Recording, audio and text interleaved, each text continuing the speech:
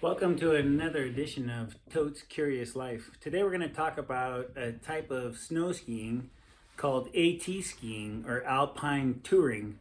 And what it does is it allows you to use regular downhill skis in a fashion that works just like cross-country skis, but then once you get to the top, you can flip your bindings and take these skins off the bottom.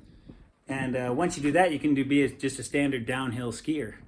The way this works is pretty creative. A company named Dynafit has come up with this style of binding right here. And that binding, combined with a boot that has these grommets on the front, will allow you to use this ski as if it were a downhill ski or a cross-country ski. To be a downhill ski, you take the grommets on the front and you put them right on the binding, and when you push down, they'll lock in right there. And then on the back, you step down and it locks in like a regular ski binding. Super convenient, works really well, skis very well. Been really pleased with that. But the interesting thing is that you can also take the same design, and if you push the brake down, and on mine, you turn your binding clockwise, you end up with an option where I can come and snap this boot in, just like we did before, and then raise this up to lock it in so that it can't come out. And now I can work my boot locked in the binding very much like a cross-country ski. And then if it's a steep hill, I can also take and move my binding to a higher level right there, which makes it easier going uphill. Or if it's very steep, I can go to the highest level. And at that point, my boot stays up and accommodates for the hill without my heel having to go back so far that it hurts my calves. The way you do this is actually a really cool invention. In order to show you, I'm going to take this boot out, and the way you take the boot out is you simply push the lock down on the front. Now we're in the downhill mode. You ski with it downhill like that so that the bindings can release if it needed to. Then give it an extra push, and the whole boot comes right off. So the way the skins work is actually a really cool system. They're made of mohair, and now there's also synthetics. Mine are a combination. The mohair lays flat when you go one direction, but as soon as you go the opposite way, you can feel a lot of resistance. Each one of those little hairs grab the snow or any definition on the slope and allow the ski to arrest its reverse motion, its backward motion. So that backward motion, when it stops, it allows you to move your ski forward when you're walking, and then before it'll let it slide back, those little hairs catch the snow and keep it from going backwards. The way these work is actually pretty fascinating. They just have a sticky back. So the sticky back is on that side. It's really important to try to keep it clean the best you can. If it gets dirty, apparently it'll no longer stick to the ski. But then I take my regular downhill skis with my Dynafit bindings, and I clip the front on of my skin right onto there. And then I pull the skin tightly and line it up with my ski. And then what I want to do is I want to put it on in a way that keeps the metal edges free. So that way if I have to go downhill with the skin on for a little bit, I can. And then my skin just rotates on the back and has a little clip that snaps down. So once you put it on, the sticky part sticks, and then you're set.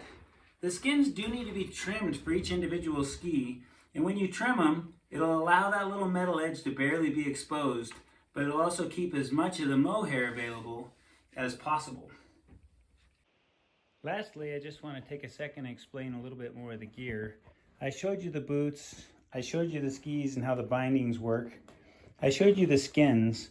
When you do it, one of the things I learned early on is one of the best things to do is to go to one of your local ski hills, because it's easier than going up an unmarked hill that has powder or things like that. The other issue that happens if you're not cautious is that you have to be cautious of avalanches. And the nice thing about a local ski hill is if you're on the runs, you're safe from avalanches. So what I do when I'm on my way up is I wear as little clothing as possible. I have basically a thermal long sleeve shirt and a pair of pants on. And then I keep available to me a hat and some gloves and such. The reason for this is because it's absolutely a huge workout. So I bring a backpack. On the hill I like to go to is called Whitefish Mountain. It's in Whitefish, Montana. And they require a pass to go uphill, but then they also have 2 clearly marked routes. Another thing you're going to want is some water. So I bring a Camelback style backpack that has an insulated hose. If you don't have an insulated hose, it just freezes, and that doesn't do very well. And then I also bring some goggles, because if it's snowing on the way down, it's very difficult to downhill ski with the snow smashing into your eyes. And I also bring a headlamp. Whitefish Mountain allows you to go early in the morning before the sun comes up, but it requires a headlamp so that snowmobiles and things like that can see you. When I'm going up, I like to wear a regular pair of work gloves. They keep my fingers a little bit warm, but not so hot. And then on my way down, I use fully insulated ski gloves. Once I get to the top, I can put on a full hat. And then I also like to put on a wool sweater. And real wool is nice because the real wool will keep you warm even if it's a little wet. And then these jackets are really great to have too.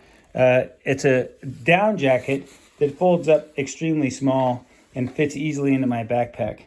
And in my pocket, I typically keep a beanie hat.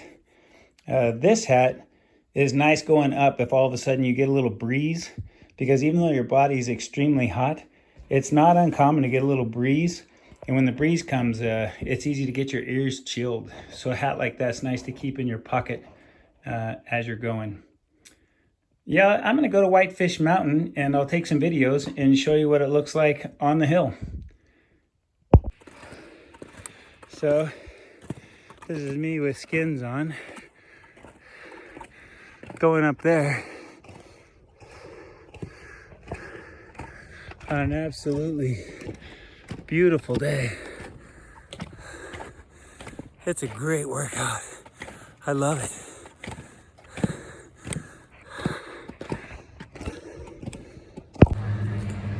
Here, Big Mountain, also known as Whitefish Mountain, they have a lodge at the top. Super nice. You can go in, get something to drink, use the restrooms. Works great. And then just so you can see how the skis work, you have to come down, push the front to release your binding. Then when you're out, first thing you want to do is flip your ski to downhill mode, because in downhill mode, the brakes come out and then your ski won't get away from you. Once you finish that, you can just peel the skins right off the back. Then you're a downhill skier.